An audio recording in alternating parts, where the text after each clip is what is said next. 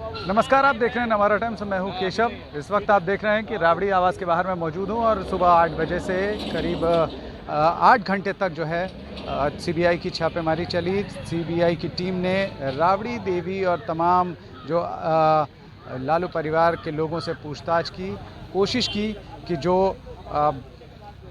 Railway में नौकरी के बदले ज़मीन लिखाने का मामला था, उसमें जो साक्ष्य सीबीआई को इससे पिछले वाली छापेमारी के दौरान जो साक्ष्य मिले थे, जिन परिवारों से सीबीआई ने बातचीत की थी, दस्तावेज़ खंगाले थे, उन तमाम परिवारों के से मिली जानकारी और साक्ष्यों के आधार पर आज जो है सीबीआई की टीम ने राबड़ी आवास पर एक बार फिर से छापेमारी की।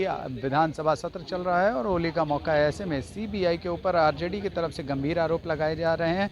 आरजेडी के तमाम नेता, कार्यकर्ताओं और प्रवक्ताओं का कहना है कि जिस तरीके से ये छापेमारी की है, ये कहीं ना कहीं आरजेडी की बढ़ती हुई ताकत को रोकने की कोशिश की जा रही है। इस वक्त आप बाहर की तस्वीरें देख पा रहे हैं। राबड़ी देवी जो हैं, बिहार की पूर्व मुख्यमंत्री राबड़ी देवी, वो यहाँ से विधानसभा के लिए रवाना हो चुकी हैं। विधानसभा का सत्र चल रहा है और ऐसे में सीबीआई की छापेमारी को लेकर आरजेडी जो है एक बार फिर से जो है केंद्र सरकार और बीजेपी पर हमला करने की कोशिश करती हुई नज़र आ रही है। आरजेडी का आरोप है कि सीबीआई के जो छापे हैं वो केंद्र के इशारे पर किए जा रहे हैं। इन आरोपों के मद्देनज़र जो है सीबीआई के जो अधिकारी, करीब 15 की संख्या में अधिकारी जो थे, वो यहाँ आए और उन्होंने लालू परिवार के तमाम सदस्यों से जो है वो बातचीत की।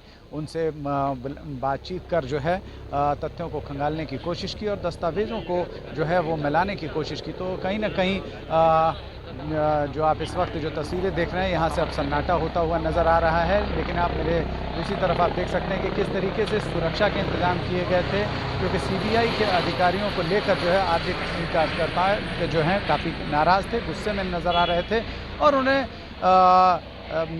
जो है वो सीबीआई के विरोध में नारे लगाए। उनका कहना था कि सीबीआई जो है वो जानबूझकर लालू प्रसाद यादव को, उनके नेता को परेशान करने की कोशिश कर रही है। उनके खिलाफ जो है सीबीआई का यह एक्शन जो है वो एक साजिश का नतीजा है। कहीं ना कहीं उन्हें दबाने की कोशिश है और आरजेडी के साथ जिस तरीके से अब बिहार में जेडीयू और आरजेडी की सरकार बनी है, महागठबंधन की सरकार बनी है, उसके बाद जो है बीजेपी में घबराहट देखने को मिल रही है, जिसका नतीजा है कि सीबीआई के छापे तेज़ हो गए हैं, ऐसा आरोप कार्यकर्ताओं का लगाना है। आरजेडी के कार्यकर्ताओं का कहना है। वैसे तेजस्वी यादव से जब एनवीटी की टीम ने विधानसभा सत्र के दौरान बातचीत की तो उन्होंने साफ तौर पर कहा कि हर रोज़ छापे होते रहते हैं लेकिन उन्हें कुछ नहीं मिलता। वहीं राबड़ी देवी ने भी इस छापेमारी के बाद जो है वो सीबीआई और बीजेपी पर हमला बोलते हुए कहा कि यह सारी चीज़ें होती रहती हैं, कोई नई बात नहीं है और उन्हें कुछ नहीं मिला। उन्होंने कहा कि जिस तरीके से करीब 8 घंटे तक राबड़ी आवास पर छापेमारी चली, उसमें सीबीआई के हाथ कुछ भी नहीं लगा। वहीं तेजस्वी यादव ने भी इसी बात को दोहराया है। बताते चलें कि सुबह 8 बजे से शुरू हुई छापेमारी जो है वो करीब देखा जाए तो करीब 3 बजे तक चली। ऐसे में करीब 8 घंटे की ये जो सीबीआई की छापेमारी थी, इसके बाद कई जो है अब सवाल खड़े किए जा रहे हैं। आरजेडी के तमाम नेता, कार्यकर्ता और तमाम आरजेडी के जो समर्थक हैं वो इस बारे में जो है वो काफ़ी नाराज़ नज़र आए। मैं कुछ आरजेडी के कार्यकर्ताओं की तरफ चलने की कोशिश करूंगा, उनसे बात करूंगा और जानने की कोशिश करूंगा कि इन कार्यकर्ताओं में किस बात की नाराज़गी है। कार्यकर्ताओं से बात करना चाहूँगा। ये बताइए कि सीबीआई अभी आई, काफ़ी देर तक रेड हुआ, करीब 8 घंटे तक रेड, क्या सबसे पहले ये बता दूँ, जब मोदी डरता है तब सीबीआई आगे करता है। 9 बजे से ही मतलब सीबीआई का जांच हो रहा था, कुछ निकला भी नहीं, कुछ हुआ भी नहीं और ऐसे खाली हाथ गए तो गाय का गोबर। आप लोगों ने उनका विरोध किया, गाय के गोबर से लेके उन्हें चोर तक। सच्चाई है। गाय का गोबर और गाय का मूत्र लेके गए हैं। और एक बात बताइए, जो ये सीबीआई जांच कर रहा है यहाँ पे, इनको तो करना चाहिए। जो बीजेपी के विधायक है जो 8 करोड़ पकड़ा गया है, वहाँ पे अभी तक सीबीआई और ईडी अभी तक नहीं गया, एक साइकिल तक नहीं गया। क्यों? क्योंकि बीजेपी के वो मित्र हैं। उनको तो सीबीआई जांच करवाना चाहिए, अडानी पे, अंबानी पे, विजय माल्या पे, नीरव मोदी पे, इन लोग पे इनको सीबीआई जांच करवाना चाहिए। 11 करोड़ पूंजीपतियों को लोन माफ़ किए, 72,000 करोड़ एमपीए लोन माफ़ किए। ये सब क्या है? आपको नहीं लगता कि जो जॉब के बदले जो लैंड लिखाए गए उसमें लालू प्रसाद यादव की संलिप्तता? बिल्कुल ये गलत बात है और ये इनको सरासर फंसाया जा रहा है। और एक तरह से देखा जाए तो पूरा जनता जानती है कि आदरणीय लालू प्रसाद यादव जी हमारे गरीब के नेता हैं, गरीब के मसीहा हैं और गरीब का दुख दर्द समझते हैं। 8 साल से नरेंद्र मोदी जी क्या किए? बोलते हैं फकीर के बेटा है और हम फकीर हैं। फकीर का बेटा कोई 10 करोड़ का सूट बूट पहनता है क्या? फकीर कहते कहते ट्रेन बेच दिए, प्लेन बेच दिए, बिजली बेच दिए, LIC बेच दिए, यहाँ तक कि सिलेंडर महंगा कर दिए, खाने पीने पे GST पे लगा दिए। तो अब गरीब के बेटा कहाँ से हुए जी? अब तो सच्चाई है ना, फकीर कह रहे हैं ना कि पूरा देश को फकीर बना दिए और आप सब भर अपनी झोली में भर लिए। रहा बात, मेरा नाम नसीमा जमाल हुआ और 2024 में नरेंद्र मोदी जी चले जाएंगे केंद्र सरकार से। तो आपने कि आरजेडी के कार्यकर्ताओं में कितनी नाराजगी है, गुस्सा उनका सीधे तौर पर कहना है कि प्रधानमंत्री नरेंद्र मोदी के इशारे पर ये सारी चीज़ें हो रही हैं और कार्यकर्ता नाराज हैं। एजाज जी, देखिए सीबीआई की टीम आई, राबड़ी देवी जी अब विधानसभा जा चुकी हैं, उन्होंने कहा कि कुछ नहीं मिला, कुछ नहीं हुआ, क्या कहेंगे आप?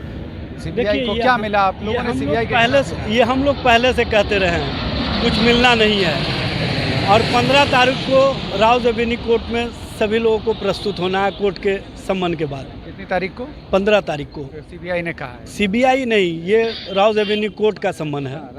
लेकिन उससे पहले इस तरह की राजनीति, इस तरह का पॉलिटिक्स, ये स्पष्ट करता है कि कहीं ना कहीं वेंडेटा पॉलिटिक्स हो रही है। लेकिन आप लोगों ने इनकी तत्परता उस समय कहाँ चली जाती है जब अडानी का मामला आता है।